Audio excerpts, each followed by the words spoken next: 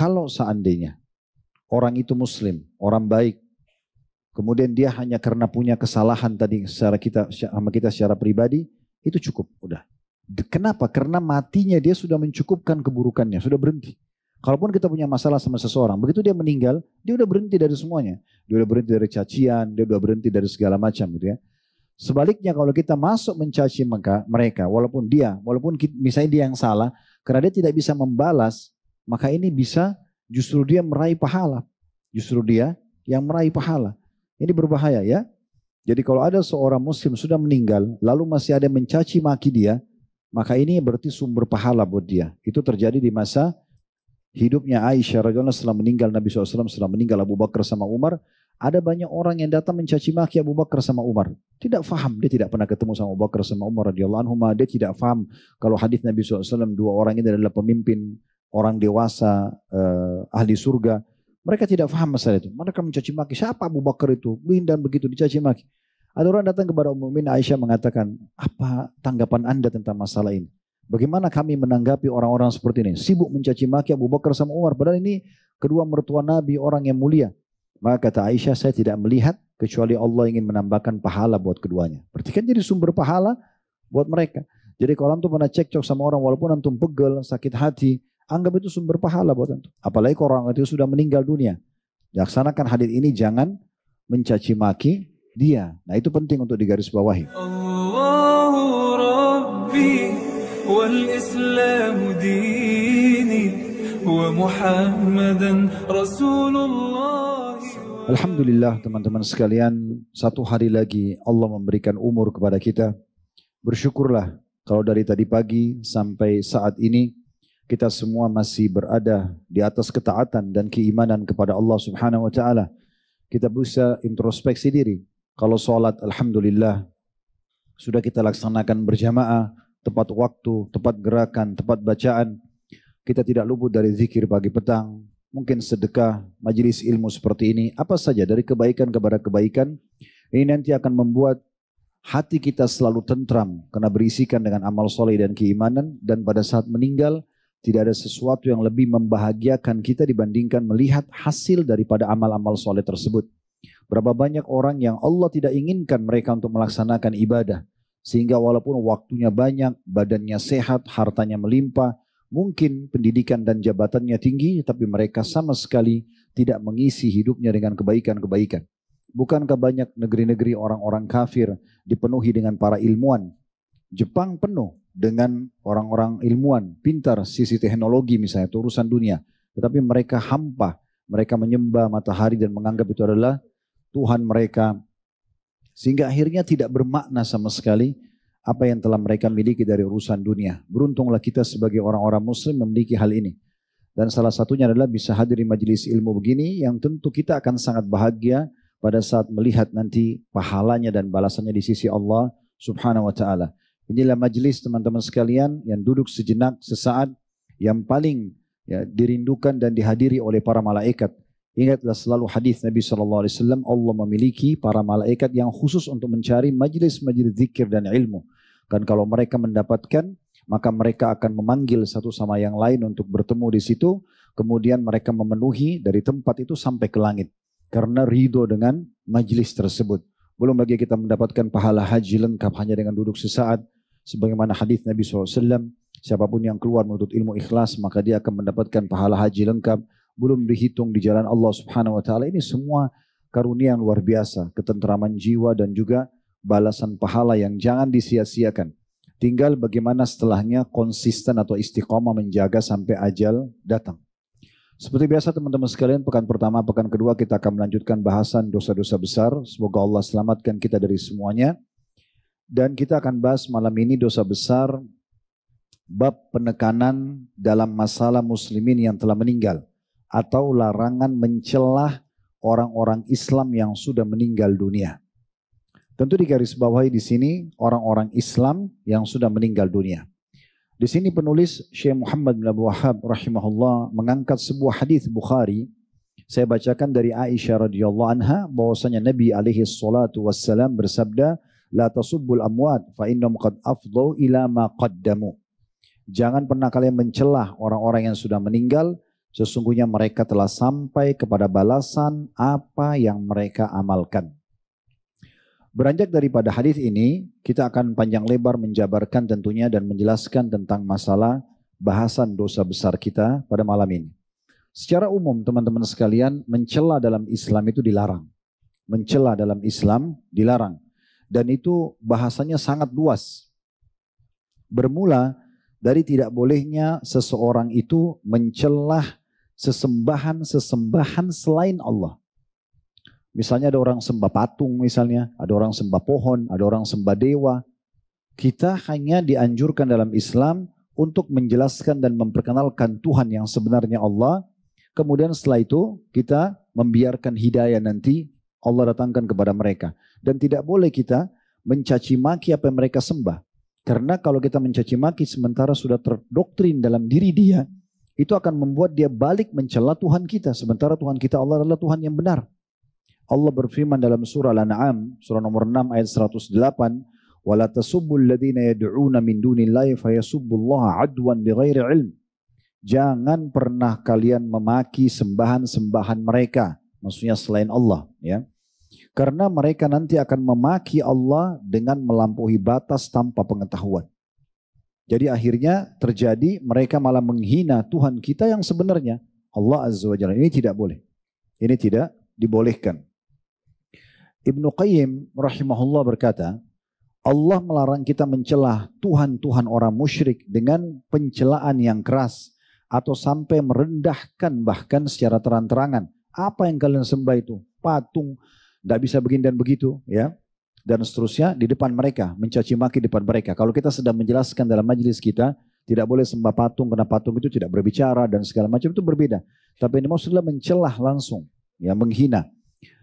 Kita tidak boleh karena hal itu akan membuat mereka akan membalas dengan mencela Allah.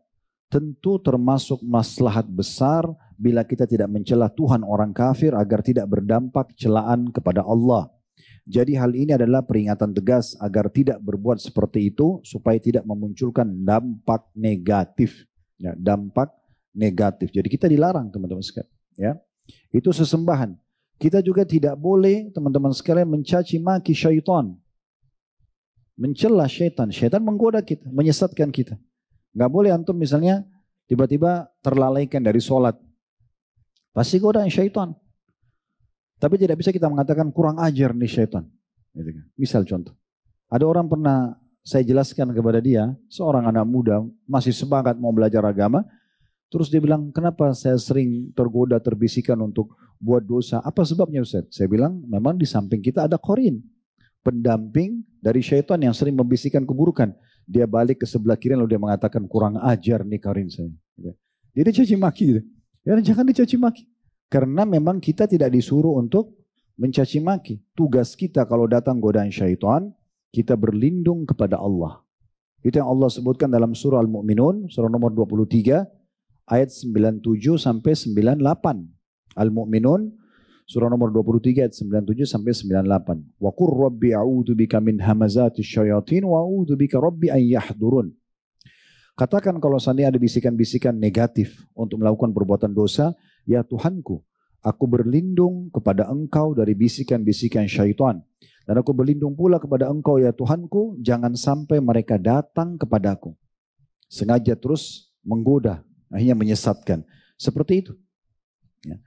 Kemudian juga bagaimana sangat masyhur hadis Nabi SAW mengingatkan seorang sahabat yang bernama Uthman bin Abil As pada saat dia mengeluh. Kalau sholat sering terganggu kehusyuannya. Maka Nabi SAW mengatakan, Zaka syaitan yuqalu lahu khinzib. Itu golongan syaitan bernama khinzib. Fa'idha ahsasta fata'awwad billahi minhu. Kalau kau merasakan itu maka berlindunglah kepada Allah dari dia. Baca a'udzubillahi minasyaitonirrajim. Ya. Kemudian Nabi SAW mengatakan, Watfil an yasarika thalathan. Lalu tiuplah ke sebelah kirimu 3 kali. Jadi kita tidak dibolehkan untuk mencaci maki. Padahal syaitan jelas menyesatkan. Begitu juga dengan perkataan Syekh Utsaimin rahimahullah. Beliau mengatakan al-insan lam yu'mar bila'ni syaitan. Tidak pernah ada perintah bagi manusia untuk mencaci maki syaitan. Wa innama umira bil isti'adati minhu. Yang diperintahkan adalah berlindung kepada Allah darinya. Jadi kita tidak boleh mencaci maki, gitu kan? Itu syaitan. Nah, kan ada hadis yang lain kata Nabi SAW dalam hadis yang sahih riwayat Ahmad, la taqul ta'isa syaitan. Jangan pernah kalian mengatakan celaka nih syaitan. Fa innaka idza qulta dzalika ta'azam hatta yakuna mithlal bait. Karena kalau kau ucapkan itu, maka badannya akan membesar sampai sebesar rumah. Wa yaqul biquwati, dan dia akan mengatakan dengan kekuatanku orang ini akhirnya celaka. Walakin qul bismillah. Tapi ucapkan, kalau seandainya ada sesuatu yang kau tidak suka, bilang bismillah, godaan syaitan atau a'udzubillah, sebut nama Allah. Karena kalau kau ucapkan itu fa innaka idza qulta dzalik, karena kau kalau ucapkan bismillah tasagar hatta yakuna mithla dzubab, maka syaitan itu akan mengecil sampai seperti seekor lalat, artinya tidak punya kekuatan lagi. Hanya baca bismillah, tidak usah habiskan energi untuk itu. Ya, kita jelas sekali dilarang seperti itu. Kita tidak boleh juga teman-teman sekalian mencaci maki misalnya ya hewan-hewan ya. Seperti ada riwayat menyebutkan kalau ada seorang sahabat dulu, dia menunggangi unta, kemudian kakinya unta itu keselio, lalu dia melaknat unta itu. Maka kata Nabi SAW, sesungguhnya unta ini sudah dilaknat, maka tidak boleh lagi ditunggangi. Gitu kan? Jadi nggak boleh. Dengan begitu juga masalah ayam jantan, kita tahu bagaimana dilarang untuk mencaci maki ya hewan tersebut, kata Nabi SAW, karena dia melihat malaikat, dan kalau kalian mendengarkan dia berkokok, maka memohonlah kebaikan kepada Allah Subhanahu wa taala. Tidak boleh mencaci maki waktu, musim, ya, cuaca. Karena kata Nabi SAW, sesungguhnya anak Adam mencaci maki waktu, musim, ya. Padahal sebenarnya aku penciptanya. Allah Subhanahu wa taala melarang masalah itu. Jadi kalau kita datang musim panas, kita alhamdulillah lalui saja, tinggal dinikmatin, pakai baju yang tidak tebal misalnya, ya, kemudian kita cari tempat bernaung. Kalau musim dingin juga sama, kita terima, karena dengan hikmah Allah SWT semua itu terjadi. Dan sekian banyak hal-hal yang disebutkan tentang larangan untuk mencaci maki, jadi tidak boleh. Termasuk dalam hal ini bahasan kita teman-teman sekalian, tadi itu semua saya datangkan untuk menjelaskan secara umum, kita tidak boleh mencaci maki dalam Islam. Termasuk orang yang masih hidup tidak boleh kita celah, caci maki. Kalau ada perbuatan yang dilakukan dari perbuatan dosa, kita sedang tidak suka dosanya. Caranya nasihatin dia, doakan dia. Bukan dengan mencela fisiknya, mencela perbuatannya pun itu tidak dibolehkan. Tapi kita jelaskan, misalnya dia berzina. Zina itu nggak boleh akhi, zina itu nggak boleh ukhti, ghibah itu nggak boleh, riba itu nggak boleh. Seperti itu. Kemudian kita mengatakan lebih baik lakukan begini dan begitu. Kita datangkan gantinya, misalnya daripada zina nikah. Daripada riba, transaksi jual beli, gitu kan? Daripada menipu, misalnya jujur. Dan kita datangkan gantinya, bukan berharap menjadi dakwah buat dia. Ingat, target kita adalah orang yang sedang terjerumus dan dirangkul oleh syaitan menuju ke neraka, kita menariknya kembali agar dia menuju ke surga. Jangan malah kita musuhi. Semua kesalahan yang terjadi pada diri seorang muslim, itu adalah ajang pahala buat kita. Kita rangkul dia, karena syaitan sedang merangkul dia menuju ke neraka. Jangan begitu teman kita tadinya sholat terus tidak sholat, sudahlah dia ahli neraka saya tinggalkan saja. Enggak, rangkul kembali tangannya, tanya, dakwahi dia dengan baik-baik. Tidak mungkin kalau kita nasihatin dengan baik, kita berdoa kepada Allah agar melunakkan hatinya kemudian dia tidak berubah. Kita terus melakukan hal-hal tersebut. Jadi selalu dalam diri kita ini kebaikan-kebaikan saja. Kita tidak mau nilai keburukan orang. Sama dengan kalau dia sudah taubat, dia sudah hijrah, sama sekali. Kita nggak ada urusan lagi dengan masa lalunya. Ini perlu digarisbawahi, ya. Begitu juga kalau sudah meninggal, sama. Ini kalau masih hidup orang kafir pun sama ya, tidak boleh caci maki gitu. Tidak boleh sengaja dihina-hina. Enggak, tetap kita tunjukkan akhlak yang baik. Saya pernah berikan penjelasan dari kitab Sirah Nabawiyah, disebutkan rumah Nabi SAW di Mekah itu bersebelahan, bertetangga dengan Abu Lahab, Abu Jahal, Umayyah bin Khalaf, tokoh-tokoh orang-orang kayanya Mekah, di wilayah elitnya Mekah pada saat itu. Setiap hari setelah Nabi SAW dinobatkan jadi Nabi, mereka ambil sampah, mereka taruh depan pintu Nabi. Semua kotoran ditaruh di situ. Nabi SAW keluar, tidak ada pilihan lain. Karena jalannya cuma itu. Harus beliau injak atau beliau bersihkan. Maka Nabi SAW dengan tenang membersihkan itu sambil mengatakan, beginikah kalian bermuamalah dengan tetangga? Beliau tidak marah, beliau tidak caci maki.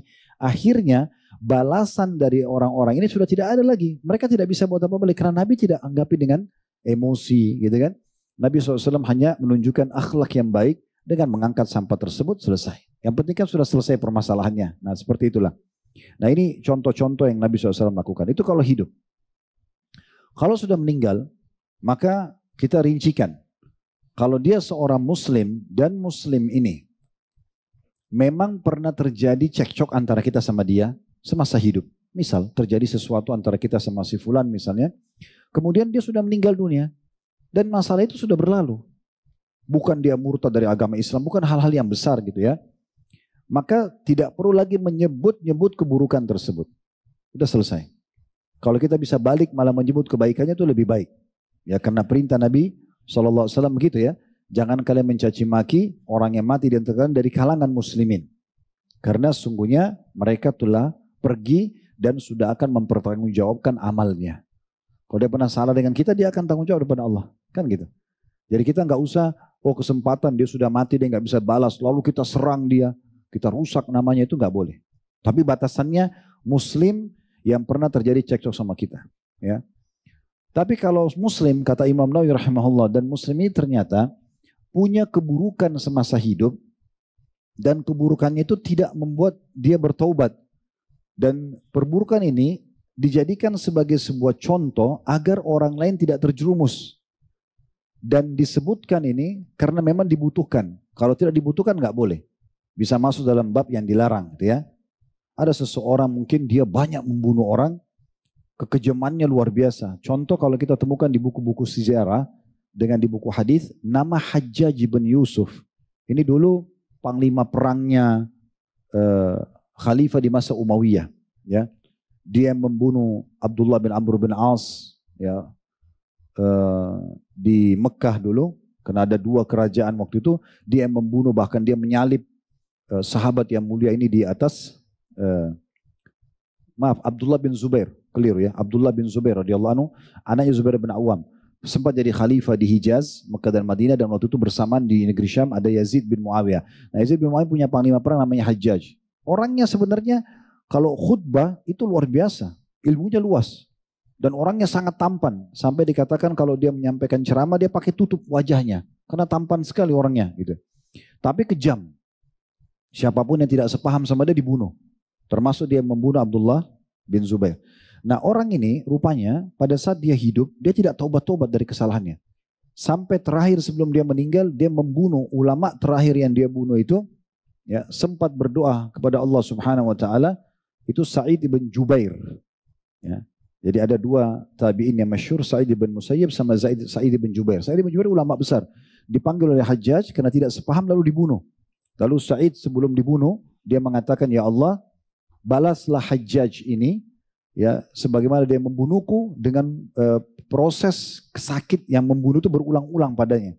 Akhirnya setelah dia membunuh Sa'id bin Jubair, dari mulai hari itu malam itu dia tidak bisa tidur.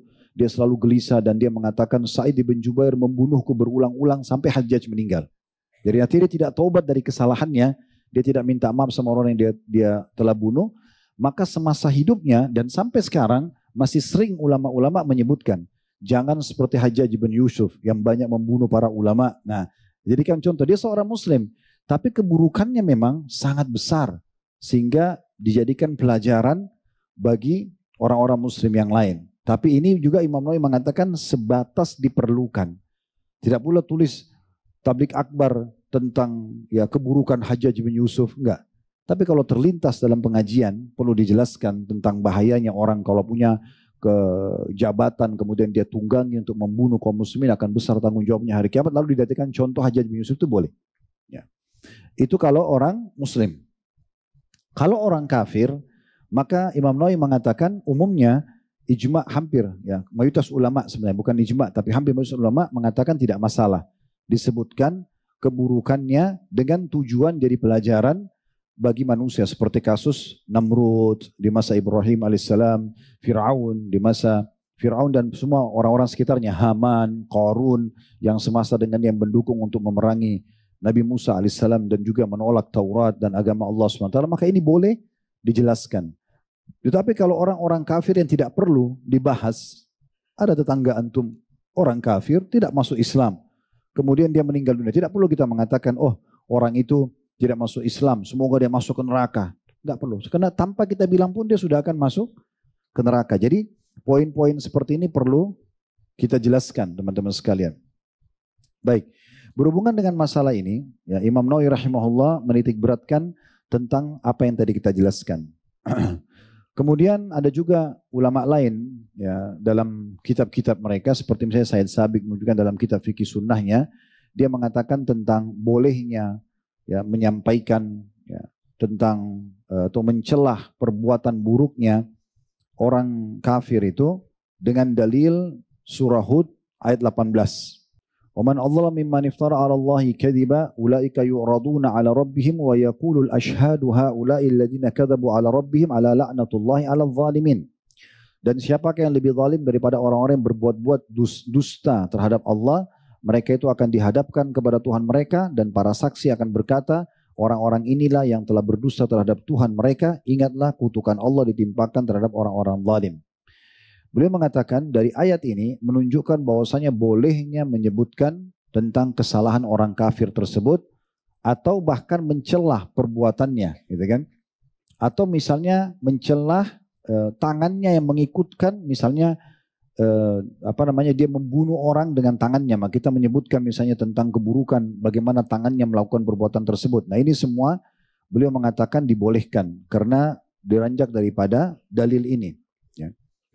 Kemudian juga cukup banyak dari dalil yang diangkat oleh beliau, diantaranya perkataan Nabi alaihi salatu wassalam ya pada saat mengumpulkan jenazah orang-orang kafir Quraisy di Badr, di sumur. Kemudian Nabi SAW mengatakan, hai fulan bin fulan, hai fulan bin fulan, sesungguhnya aku telah mendapatkan apa yang Tuhanku janjikan, kemenangan, dan ini di dunia, di akhirat pun kami akan dapatkan nanti surga maksudnya gitu. Kami sudah dapatkan apa yang dijanjikan, atau aku sudah mendapatkan apa yang Tuhanku janjikan. Apakah kalian sudah dapat apa yang Tuhan kalian ancamkan? Maksudnya sekarang kalian sudah rasakan kan siksaan segala macam. Nabi SAW di sini seakan-akan mencelah mereka. Padahal sebenarnya kan Nabi tidak perlu bicara itu. Sudah jelas mereka akan disiksa oleh Allah SWT. Tapi Nabi SAW ingin menunjukkan kebolehannya. Maka beliau mengatakan, apakah kalian sudah merasakan apa yang Allah ancamkan pada kalian?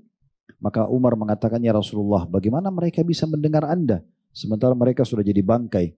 Kata Nabi SAW, hai Umar, demi Allah, sungguhnya mereka lebih jelas mendengarku daripada engkau mendengarku, tapi mereka tidak bisa meresponnya. Tapi ada kan di sini langkah Nabi SAW untuk mencelah mereka. Untuk mencelah mereka. Ini semua dalil-dalil tentang dibolehkannya hal tersebut. Kita kembali teman-teman sekalian ke masalah tadi, seorang muslim. Ya. Nah seorang muslim ini juga tadi kita sempat ceritakan, kalau seandainya orang itu muslim, orang baik, kemudian dia hanya karena punya kesalahan tadi secara kita secara pribadi, itu cukup, udah. Kenapa? Karena matinya dia sudah mencukupkan keburukannya, sudah berhenti. Kalaupun kita punya masalah sama seseorang, begitu dia meninggal, dia udah berhenti dari semuanya. Dia udah berhenti dari cacian, dia udah berhenti dari segala macam gitu ya. Sebaliknya kalau kita masuk mencaci mereka, walaupun misalnya dia yang salah, karena dia tidak bisa membalas, maka ini bisa justru dia meraih pahala. Justru dia yang meraih pahala. Ini berbahaya ya. Jadi kalau ada seorang muslim sudah meninggal, lalu masih ada yang mencaci maki dia, maka ini berarti sumber pahala buat dia. Itu terjadi di masa hidupnya Aisyah radhiyallahu anha setelah meninggal Nabi SAW, setelah meninggal Abu Bakar sama Umar. Ada banyak orang yang datang mencaci maki Abu Bakar sama Umar. Tidak faham, dia tidak pernah ketemu sama Abu Bakar sama Umar radhiyallahu anhu. Dia tidak faham kalau hadis Nabi SAW, dua orang ini adalah pemimpin, orang dewasa, ahli surga. Mereka tidak faham masalah itu. Mereka mencaci maki, siapa Abu Bakar itu? Dan begitu dicaci maki. Ada orang datang kepada Ummu Mukminin Aisyah mengatakan, apa tanggapan Anda tentang masalah ini? Bagaimana kami menanggapi orang-orang seperti ini? Sibuk mencaci maki Abu Bakar sama Umar. Padahal ini kedua mertua Nabi, orang yang mulia. Maka kata Aisyah, saya tidak melihat kecuali Allah ingin menambahkan pahala buat keduanya. Berarti kan jadi sumber pahala buat mereka. Jadi kalau antum pernah cekcok sama orang, walaupun antum pegel, sakit hati, anggap itu sumber pahala buat antum. Apalagi kalau orang itu sudah meninggal dunia. Laksanakan hadis ini, jangan mencaci maki dia. Nah itu penting untuk digarisbawahi. Kalau seandainya ada orang-orang saleh memberikan kesaksian terhadap jenazah seseorang yang lewat, dan yang bicara ini orang-orang baik. Misalnya ada jenazah lewat, lalu 3-4 orang, 5-6 orang mengatakan, oh jenazah ini orang baik misalnya. Tapi syaratnya mereka ini orang-orang soleh. Maka itu terjadi seperti apa yang mereka katakan. Misalnya mereka mengatakan orang ini baik. Maka ini berarti betul-betul Allah jadikan itu sebagai syafaat buat si mayit. Tapi sebaliknya kalau mereka mengatakan orang ini buruk. Dan itu kesaksian orang-orang soleh. Itu bisa terjadi pada mereka. Itu terjadi di masa Nabi SAW di dalam hadis yang sahih. Di mana ada jenazah lewat di hadapan Nabi SAW dan para sahabat. Kemudian mayoritas sahabat di situ. Orang-orang yang sangat baik imannya dan ilmunya mengatakan, sungguh orang ini baik. Maka Nabi SAW mengatakan, wajabat. Pasti terjadi itu. Kemudian lewat lagi jenazah yang kedua, lalu mereka mencelahnya. Orang ini tidak baik, dan seterusnya.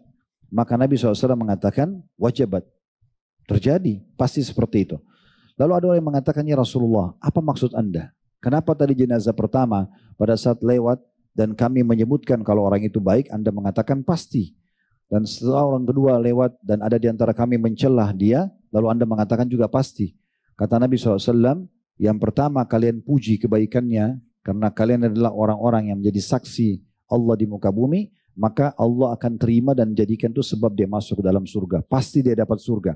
Dan sebaliknya, orang-orang yang kalian celah karena perbuatannya dan kalian adalah orang-orang terpilih, maka itu juga akan terjadi. Oleh karena itu teman-teman sekalian, kita betul-betul dianjurkan pada saat orang sudah meninggal. Apalagi kalau kita tidak tahu dia ya, udah kita selalu coba masuk ke masalah kebaikan-kebaikan saja. Seperti menghadiri sholat jenazah, kita doakan dia ya, itu cukup. Tidak usah kita sengaja mencari tahu orang ini siapa, ada keburukannya enggak, itu enggak perlu seperti itu. Dalam sebuah hadis yang lain kata Nabi SAW, "Udhkuru mahasina mautakum." Sebutkanlah kebaikan-kebaikan jenazah kalian. Contoh dalam kasus ini, kalau ada di antara kita menjadi anak, orang tuanya dulu misal ayahnya kasar, suka ngomong kasar, mencaci maki segala macam, ibunya mungkin juga seperti itu, dan sudah meninggal. Semasa hidup saja nggak boleh kita celah kedua orang tua kita, apalagi sudah meninggal. Oh ayah saya dulu itu begini dan begitu akhlaknya, ibu saya itu begini dan begitu, tidak perlu. Tidak usah kita sebut. Cari mana kebaikannya kita sebutkan. Maka dengan itu kita akan mendapatkan pahala bakti dengan dia, dengan kedua orang tua, dan juga kita tidak mendapatkan dosa karena cacian kita.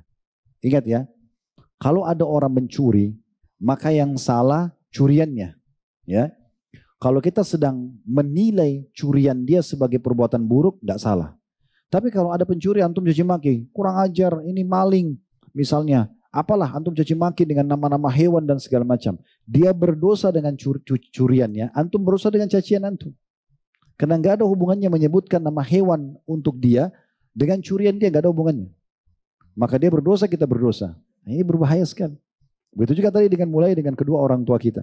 Coba kenang sesuatu yang baik. Misal kita mengatakan orang tua kita anggaplah buruk sekali, membuang kita waktu kecil, tidak mengurus. Begitu kita dewasa sudah sukses baru dia datang mengatakan saya atau saya ibumu. Saya ayah atau saya ibumu. Kita terima itu misalnya, tapi kita berat hati. Udahlah ini orang nggak pernah urus saya, kenapa saya harus berbakti? Islam mengajarkan tetap harus berbakti. Dan kalaupun mereka sudah meninggal, tetap kita mengatakan, syukur alhamdulillah melalui kedua orang tua saya bisa lahir di muka bumi ini. Saya bisa ya ada tumbuh besar seperti ini. Walaupun mereka sebenarnya mengecewakan kita. Itu di saat mereka buruk. Apalagi kalau mereka baik. Maka kita harus selalu menyebutkan kebaikan-kebaikan. Begitu juga dengan saudara, begitu juga dengan pasangan hidup. Berapa banyak orang teman-teman sekalian, mereka berumah tangga. Allah jadikan tetangga bantal, sangat dekat. Terjadilah masukan syaitan di antara mereka, ribut cerai. Lalu kemudian dua-duanya sibuk mencari kekurangan dan kesalahan pasangannya. Kenapa harus begini? Bahkan lebih parah, anaknya dilarang untuk interaksi sama ayahnya atau ibunya. Karena hak asuh jatuh kepada salah satunya. Ini buruk sekali. Mengajarkan anaknya untuk durhaka pada ayah atau pada ibunya. Ini gak bisa. Allah mengatakan tentang orang yang bercerai dalam Al-Quran, wala tansawul fadla bainakum. Jangan lupakan kebaikan di antara kalian berdua. Walaupun sudah bercerai, ingat yang baiknya saja. Oh dulu pernah makan sama-sama, oh dulu pernah interaksi biologis, oh dulu pernah sama-sama safar, oh toh sudah ada anak lahir dari dia. Kita ingat itu saja. Semua yang hinaan-hinaan, cacian, ribut itu nggak usah diingat. Itu seperti itu memang anjurannya. Maka Allah mengatakan jangan ya lupakan kebaikan di antara kalian. Kenapa kita tadinya saling sayang, cinta terus masuk syaitan, akhirnya terjadi perpisahan, habis itu kita sibuk mencaci maki. Banyak ikhwah kita di pengajian datang kepada saya mengatakan, Ustaz, saya bingung. Sekarang saya ikut sama ibu saya. Tapi ibu saya larang saya ketemu sama ayah saya. Permasalahan dia pribadi sama suaminya. Tapi anak-anak diajak untuk tidak boleh bakti sama ayahnya. Maka saya jawab, tidak bisa. Harus antum ketemu sama ayah. Dan di saat ini tidak boleh patuh sama ibu. Karena ibu nggak melanggar. Tidak boleh taat kepada makhluk dalam hal berbau maksiat kepada Khalik, kepada pencipta. Melarang anak untuk bakti sama ayahnya karena sudah cerai si ayah sama ibu ini, itu nggak boleh. Itu juga sebaliknya, kasus-kasus nasional kita ada banyak berita di medsos kita itu begitu. Hak asuh jatuh di tangan suami, lalu istrinya dilarang sama sekali untuk ketemu sama anak-anaknya. Ini nggak boleh dalam Islam. Masalah kita pribadi, kan gitu. Contoh yang lain, selain rumah tangga, ada orang pernah bekerja sama antum, partner bisnis. Bermasalah orangnya. Dia mungkin curang, dia mungkin segala macam. Oke, kita putus kontrak sama dia, putus akad, selesai. Ya udah, sebatas itu. Dengan antum putus itu kan sudah putus keburukan dia. Sudah nggak ada urusan sama antum lagi. Udah nggak usah sebarin kemana-mana. Kalau orang ini buruk, kecuali antum ditanya. Ada si fulan datang mengatakan, dulu kan anda pernah partner bisnis nih sama orang ini. Sekarang diajak saya bisnis. Bagaimana menurut anda? Di saat ini boleh dari bab tanasuh. Saling memberikan nasihat. Kita boleh mengatakan, setahu saya orangnya tidak jujur. Nah, begitu saja. Sebatas itu. Jangan tunggangi untuk ghibah. Karena nanti kita berdosa. Ada orang yang melamar seorang wanita. Atau seorang laki-laki mau melamar seorang wanita. Kemudian dikatakan, dia tanya kepada kita dan kita tahu siapa orang itu. Mungkin dia pernah menikah tapi diam-diam. Dia cerai lalu dia mengaku dia bujang. Atau dia mengaku gadis. Dan kita tahu orang ini tidak tahu, lalu kita jelaskan, setahu saya dia sudah pernah menikah misalnya. Itu boleh, tapi sebatas hanya untuk menyelamatkan si muslimin dari permasalahan dan keburukan dia. Itu dibolehkan, gitu kan. Sama staf, pegawai, pernah bekerja, dia punya kekurangan, kesalahan di kantor. Udah, antara kita sama dia saja. Begitu dia pindah kerja di tempat lain, jangan begitu kita ketemu dia kerja di tempat lain, lalu kita mengatakan, oh itu dulu pernah mantan pegawai saya, dia pernah maling. Gak ada urusan. Gak perlu kita sampaikan itu. Kecuali pemilik perusahaan itu nanya sama kita, dulu kayaknya orang ini pernah kerja di tempat anda ya. Kira-kira seperti apa orangnya? Oh kalau dulu di tempat kami orangnya tidak jujur. Sebatas itu, selesai. Selebihnya nggak usah. Ingat, sedikit saja melampaui haknya seseorang. Walaupun dia itu orang jahat, sudah cukup nanti Allah akan pertemukan kita dengan orang tersebut di hari kiamat. Ingat selalu hadis Nabi SAW, kalau dua orang bertengkar, si A sama si B, selama salah satunya tidak membalas, maka yang memulainya akan terus kena hukuman. Dan yang tidak membalas ini akan mendapatkan pertolongan dari Allah. Sampai dia membalas. Kalau dia membalas, maka Allah akan pertemukan pada hari kiamat. Nanti dilihat apakah balasan dia setimpal dengan keburukan yang diserangkan kepada dia.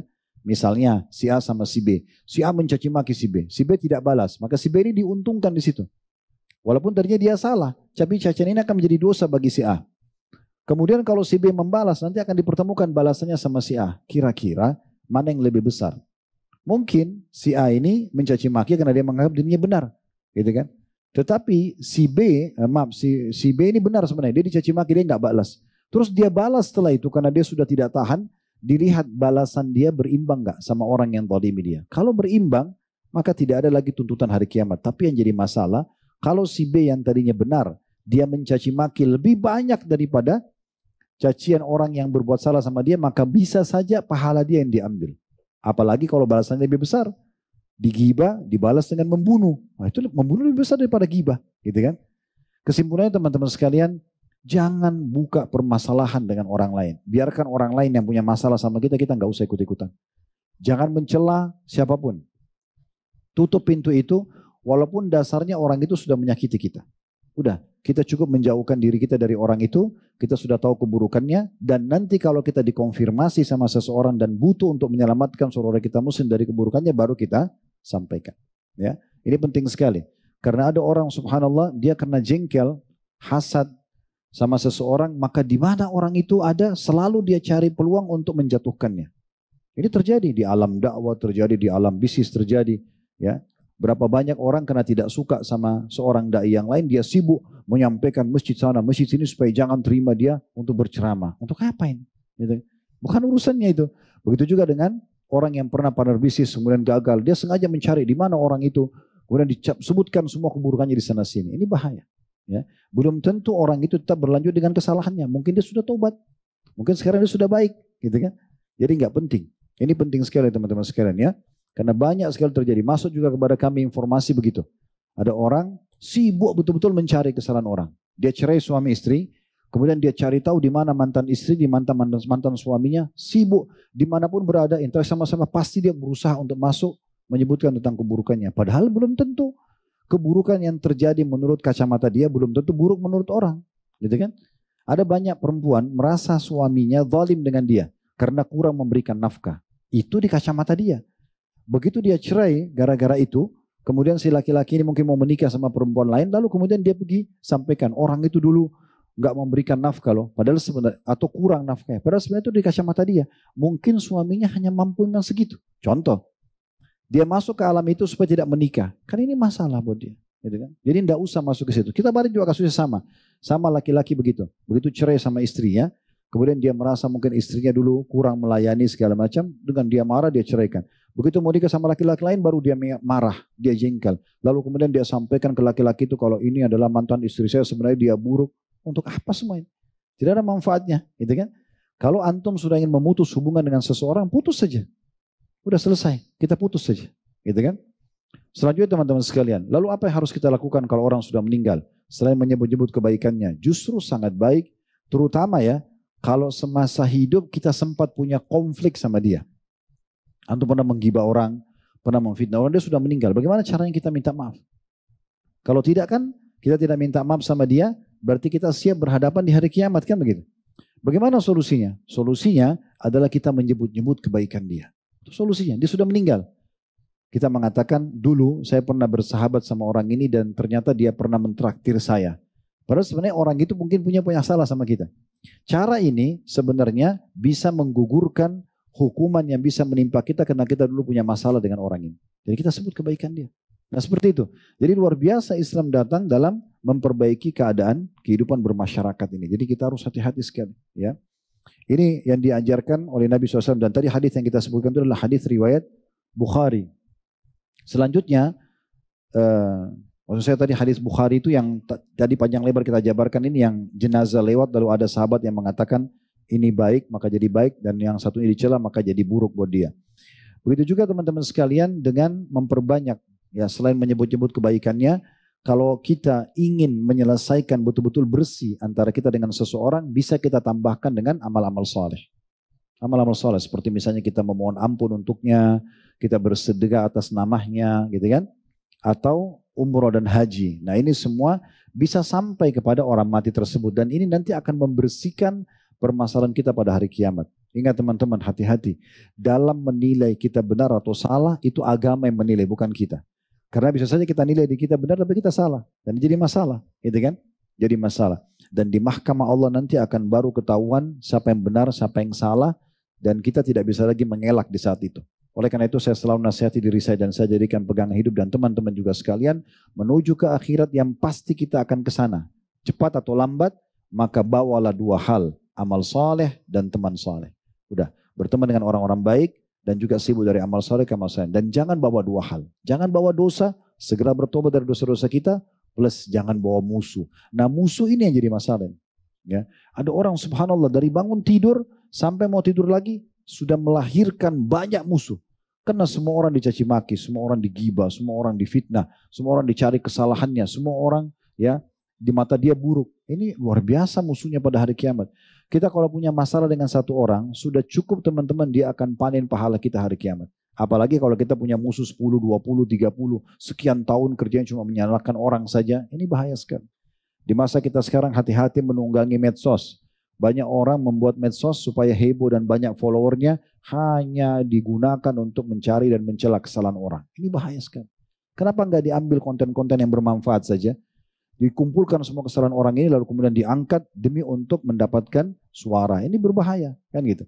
Jadi hati-hati teman-teman, kita semua akan menuju kepada Allah Subhanahu wa taala dan ingat al jaza min jinsil amal. Balasan akan sesuai dengan perbuatan seseorang. Kalau di masa hidup antum jarang atau tidak bahkan mencela-cela orang yang hidup dan orang meninggal, di saat antum meninggal juga akan sama. Tidak akan ada yang mencela antum. Tapi di saat kita hidup selalu begitu maka akan terjadi hal yang serupa kepada kita. Jadi hati-hati sekali. Ini mungkin yang bisa kita pelajari insya Allah dari dosa besar kita ini. Dan insya Allah kita akan lanjutkan lagi nanti dengan dosa besar yang lain. Saya ingin melengkapkan bahasan kita tadi dengan sikap dan perbuatan seorang tokoh Islam Ibnu Taimiyah rahimahullah. Semasa hidup beliau ada orang-orang yang memusuhi beliau. Dan itu memang terjadi pada kita semua. Sehebat apapun kita menjaga nama baik kita, martabat kita, seluas apapun ilmu, sebanyak apapun harta, setinggi apapun jabatan, pasti ada saja orang yang suka dan tidak suka. Itu terjadi. Nabi Muhammad SAW orang yang paling sempurna dari nasabnya, ilmunya, fisiknya. Tapi ada saja orang yang tidak suka dengan beliau dari kalangan orang-orang munafik, orang-orang yang tidak suka dengan beliau tentunya. Nah, itu terjadi. Di masa hidup beliau, Ibnu Taimiyah rahimahullah, ada orang yang tidak suka sekali. Dan dia juga terkenal sebagai seorang yang menyampaikan agama Allah, tapi berbeda pemahaman. Selalu mencaci maki, selalu menyalahkan, dan Ibnu Taimiyah tidak pernah menanggapi sama sekali. Satu waktu orang itu meninggal. Pada saat meninggal, salah satu murid Ibnu Taimiyah datang dan mengatakan, berita gembira wahai imam. Imam kita ini kayak kiai, ustadz sekarang. Berita gembira wahai imam, musuh bebuyutan Anda sudah meninggal dunia. Maka Ibnu Taimiyah langsung marah pada muridnya sambil mengatakan, apakah engkau menyampaikan berita gembira kepadaku dengan meninggalnya seorang muslim? Maka beliau langsung memakai jubahnya dan pergi ke rumahnya orang itu. Kemudian berkata pada istri dan anak-anaknya, mengatakan sesungguhnya aku sekarang akan menjadi pengganti orang tua kalian kepada anak-anaknya. Maka semenjak itu Ibnu Taimiyah mensponsori, membiayai istri dan anak orang tersebut. Kita ambil pelajaran di sini luar biasa. Walaupun orang itu semasa itu mencaci maki Ibnu Taimiyah, menyalah-nyalahkan Ibnu Taimiyah, tapi beliau justru membalasnya dengan kebaikan. Ini puncak akhlak seorang muslim. Kita tidak membalas keburukan orang dengan keburukan, tapi dengan kebaikan. Pernah juga kita menyampaikan cerita Ibnu Abbas radhiyallahu anhu. Beliau pakai jubah baru. Kemudian ada orang lewat tanpa kenal, tanpa apa, tiba-tiba mencaci maki. Mentang-mentang kamu sepupu Nabi, mentang-mentang kamu sahabat Nabi. Tidak ada sama sekali sebabnya. Murid-murid Ibnu Abbas sudah sangat jengkel mendengar cacian tersebut, tapi Ibnu Abbas dengan sangat tenang dan mendengarkan cacian tersebut. Setelah selesai, karena orang itu tidak ditanggapin, dia kehabisan kata-kata. Lalu Ibnu Abbas mengatakan, apakah sudah selesai? Dia bilang iya. Lalu kemudian Ibnu Abbas menangkap orang ini sebenarnya cemburu melihat jubahnya. Maka dia membuka jubahnya lalu memberikan hadiah kepada orang tersebut dan dia mengatakan, kalau seandainya kau punya hajat, sesungguhnya kami punya alamat di sini dan di situ, datanglah, kami akan penuhi hajatmu. Maka orang itu jadi malu, akhirnya menjadi murid beliau. Ya. Dan seperti itulah kurang lebih sikap seorang muslim. Bukan berarti dari apa yang kita sampaikan teman-teman sekarang, kalau ada orang yang berbuat jahat lalu kita tidak balas. Enggak. Tapi balasan itu sesuai dengan kadarnya saja. Nabi SAW mengingatkan orang yang berbuat jahat pada beliau, tapi tidak dengan perbuatan-perbuatan yang melampaui batas tentunya. Misalnya dengan kita mengingatkan dia, misalnya dengan kita kalau di WA blokir, itu semua hal-hal yang boleh-boleh saja. Ya, yang penting jangan sampai kita masuk ke ranah dia yang nanti membuat kita akan ada hisab dengan dia hari kiamat nanti. Terlebih lagi tadi seperti orang yang sudah meninggal dunia, justru Ibnu Taimiyah memberikan pelajaran baik pada kita, dia balas keburukan orang itu semasa hidup dengan kebaikan justru.